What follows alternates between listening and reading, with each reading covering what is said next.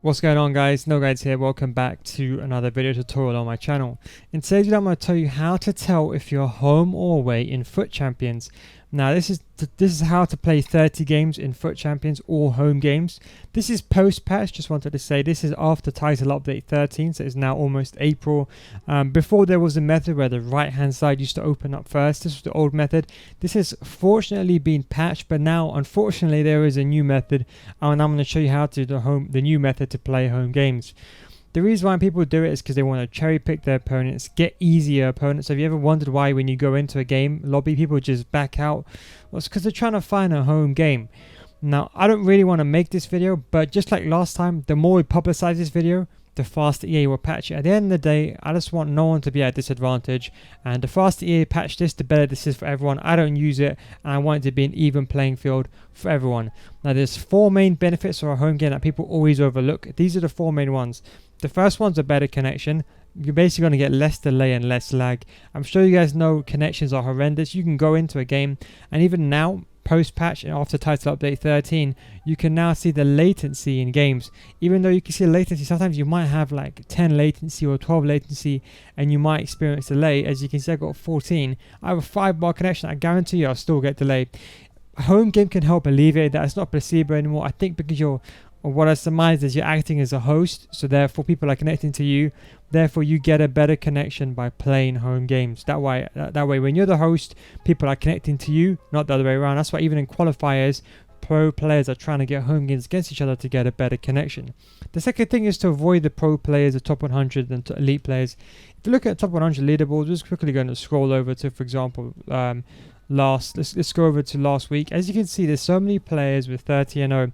I'm not going to show you who they played, but I'm sure you can have a look at yourself at some of the players that they played, and you can see sometimes they're playing the lesser opponents. So how is it possible that they're not matching each other? How are they all getting 30-0 and avoiding each other? It's because they're playing home games. Now, to help you understand this just a bit better, just close your eyes for a second and think, if everyone that's a pro player, everyone that's a top 100 player, and everyone that's an elite player only play home games only, then they can never face each other. Because let's say, for example, you're a top 100 player and I'm an elite player. If we both get into a game and I'm not in a home game, I will back out and then we'll never face each other. We'll just face someone else instead.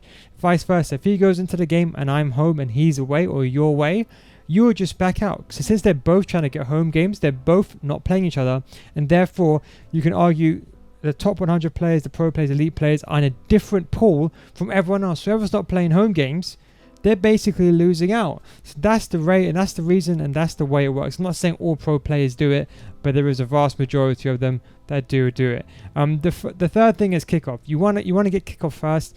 The most important thing is to avoid the kickoff glitch here, or the kickoff bug. Sometimes your opponent will get kickoff first and he will score a goal, and then you'll pass the ball around and dictate the game. You don't want that to happen. The benefit of playing a home game also is that you kick off first, so you can get kickoff first, and then that way you can dictate the game, make a sub, and you won't get a kickoff goal scored against you. That's the main thing. So if you're the kind of person that always gets kickoff goals scored against you, then you want to basically play the home game method. That way you'll get kickoff first every time, and you can then dictate the game.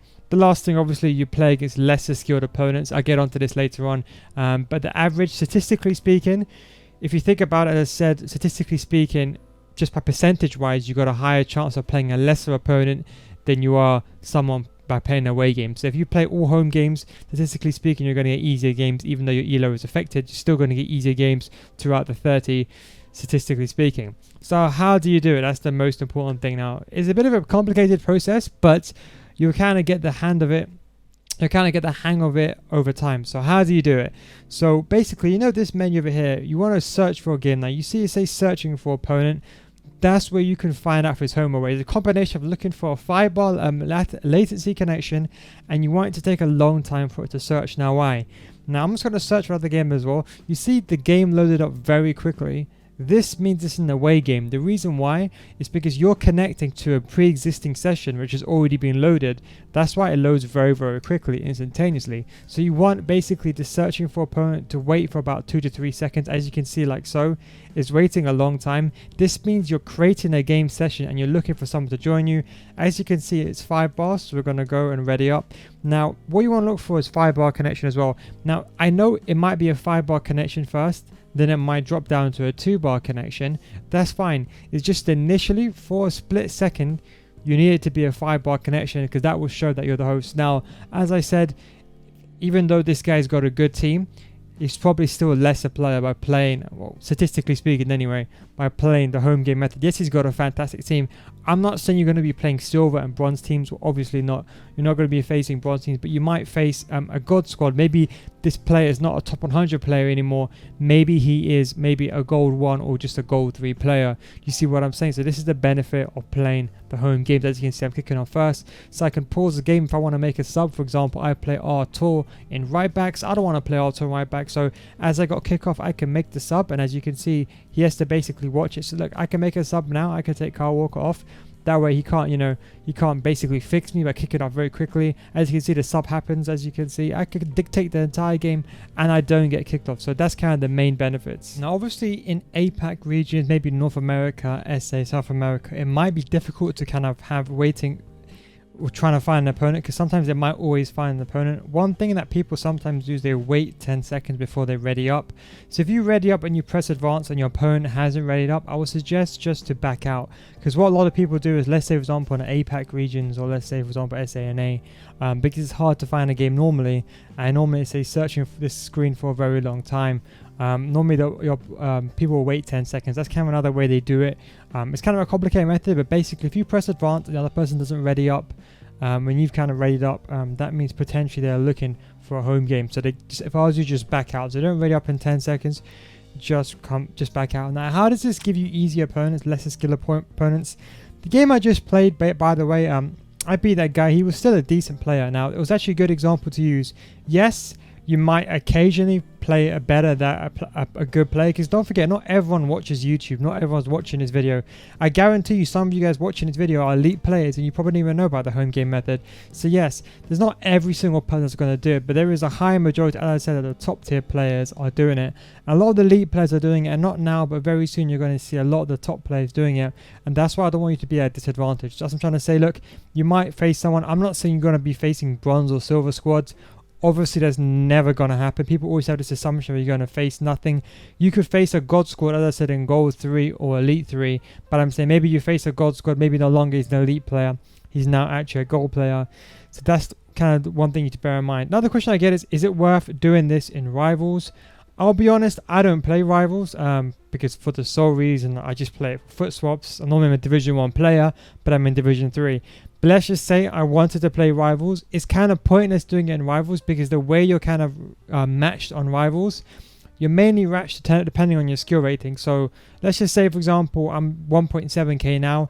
I'm going to be matched against someone who's at least a Division 4, at the worst case scenario, Division 4 player, or the best case scenario, a Division 2 player.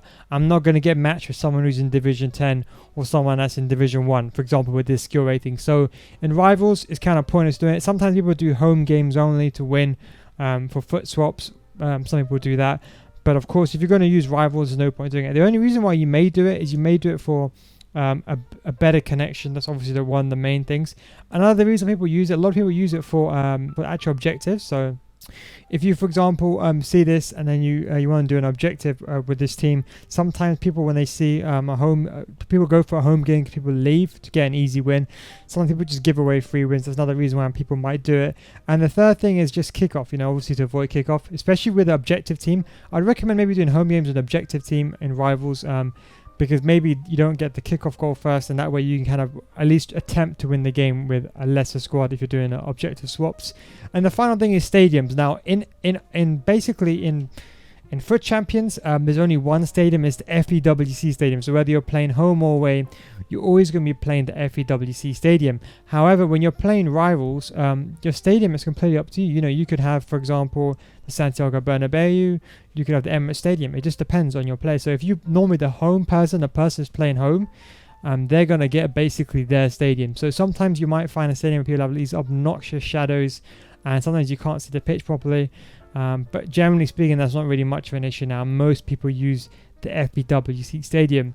And as I said, look, if you do have any other connection issues, what I'd recommend just to hold the power button, go to close application, and then just restart the application if you are finding lag. Obviously at peak times, a host game is not going to guarantee you're going to get a good connection. You're still probably going to get probably, not the best, most fluid connection, as you probably know, but this does mean it's going to be a better connection than what you would have. As I said, the only reason why I make these videos is I don't want to put anyone at a disadvantage at the end of the day. You as my viewers, the most important thing is not putting you at a disadvantage, but more importantly, as I said in my previous video that I released, I want to publicize this to EA patches as soon as possible. The whole idea is, if you're watching the video up until this point, I want it to be a situation where now it's only the top 100 players, the elite players, and a couple of the tryhards that do it. If everyone does it, let's say you're a gold 3 player and someone's a gold 1 player, if everyone does it, then the matchmaking pool gets mixed up. So if anything, making this video is actually beneficial to the community. So that's kind of my objective. That's the reason why I want it, because no one's really talking about it right now, and I think even though there's some people that know about it, there's nothing really happening about it. And I think if everyone just keeps backing out, then EA will hopefully patch. Is kind of what I want. Anyway, guys, thank you very much for watching this video.